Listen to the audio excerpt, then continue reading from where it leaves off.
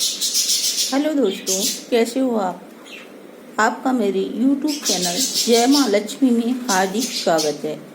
आज मैं आपको मोहिनी एकादशी का व्रत कैसे किया जाता है, उसकी विधि क्या है तथा इसको करने से क्या पुण्य प्राप्त होता है, ये बताऊंगी और व्रत की कहानी भी सुनाऊंगी, मोहिनी एकादशी की कहानी। अब मोहिनी एकादशी को आपको व्रत कैसे करना चाहिए ये मैं बता रही हूँ। मोहिनी एकादशी वैशाख शुदी एकादशी को मनाई जाती है। इस दिन भगवान पुरुषोत्तम की पूजा करनी चाहिए। भगवान पुरुषोत्तम की प्रतिमा को शुद्ध जल से स्नान करा के अच्छे वस्त्र पहनावे, ऊंचे आसन पर बैठाकर मीठे फलों का भोग लगाए, फिर धूप दीपक से आरती उतारे, आरती के बाद प्रसाद बांटे, फिर ब्राह्मणों को भोजन करावे और अपनी शक्ति के अनुसार दक्षिणा दे कर विदा करे। दिन में भगवान का कीर्तन करे और रात में भगवान की मूर्ति के चरणों में शयन करे। इस नियम से मोहिनी एकादशी का व्रत किया जाता है। इस व्रत को करने से व्यक्ति पाप मुक्त हो जाता है। उसने कितना भी बड़ा पाप किया हो, मोहिनी एकादशी के व्रत को करने से वह पाप मुक्त हो जाता है और अंत समय में स्वर्ग को प्राप्त होता है।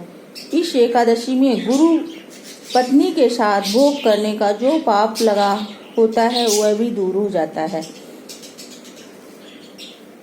अब मैं आपको मोहिनी एकादशी की कथा सुनाने जा रही हूँ। बोलो कृष्ण भगवान की जय, बोलो मोहिनी एकादशी माता की जय। व्यासरा गांव में एक ब्राह्मण रहता था। उसके एक पुत्र था। ब्राह्मण ने सोचा जब ये बड़ा हो जाएगा तो इसे काशी में गुरुजी के पास पाठशाला में पढ़ने के लिए भेज दूंगा। 3 वर्ष बाद वह लड़के को लेकर काशी पहुंचा। काशी में अपने कुलगुरु के घर पहुंचा और जाकर गुरुजी को दंडवत किया। दंडवत के बाद गुरुजी ने कुशल समाचार पूछे, साथ ही यह भी पूछा कैसे आना हुआ। तब ब्राह्मण बोला, हे गुरुदेव, चंद्रपाल नाम का ये मेरा पुत्र है। इसको विद्या पढ़वाने के लिए आपके समीप लेके आया हूँ। अब यह आपके चरणों में आ गया है, इसे शिक्षा दीजिए।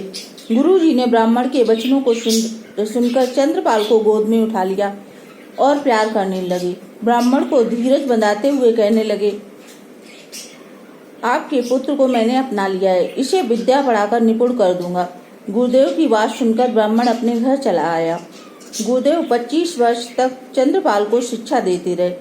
25 वर्ष बाद चंद्रपाल पूर्ण यौवनावस्था में आ गया। एक दिन गुरुजी घर पर नहीं थे, तब चंद्रपाल के मन में गुरु की पत्नी जो यौवन पूर्ण थी उसके साथ भोग विलास करने की इच्छा जागृत हुई। उसने अपनी इच्छा की पूर्ति जबरदस्ती की और वहां से भाग गया। भागते भागते जब दिन छिपने में को आ गया तब वह एक कुएं के पास रुका। वहां उसने पानी खींचा और हाथ मुंह धोकर सो गया।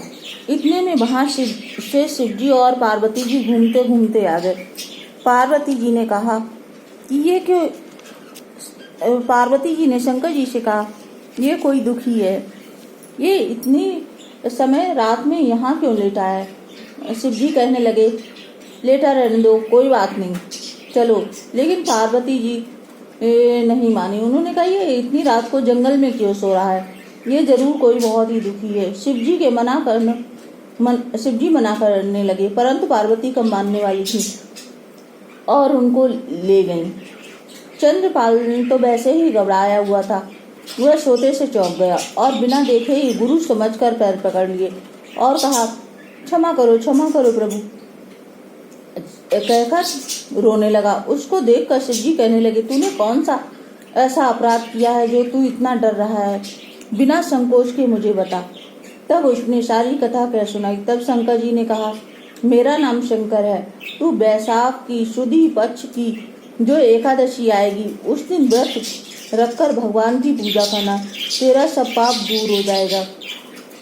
जब मोहिनी एकादशी आई तो उसने व्रत रखा और उसके सब पाप दूर हो गए और अंत में स्वर्गलोक को गया। हे मोहिनी एकादशी माता, जैसे तूने उस चंद्रपाल का उद्धार किया, वैसे ही जो तुम्हारा व्रत रखे और जो इस कथा को पढ़े और सुने, उसका वैसे ही उद्धार करना। बोलो मोहिनी एकादशी माता की जय। बोलो कृष्ण भगवान की जय। ओम नमो भगवते वासुदेवाय। बोलो कृष्ण भगवान की जय। मोहिनी एकादशी मैया की जय।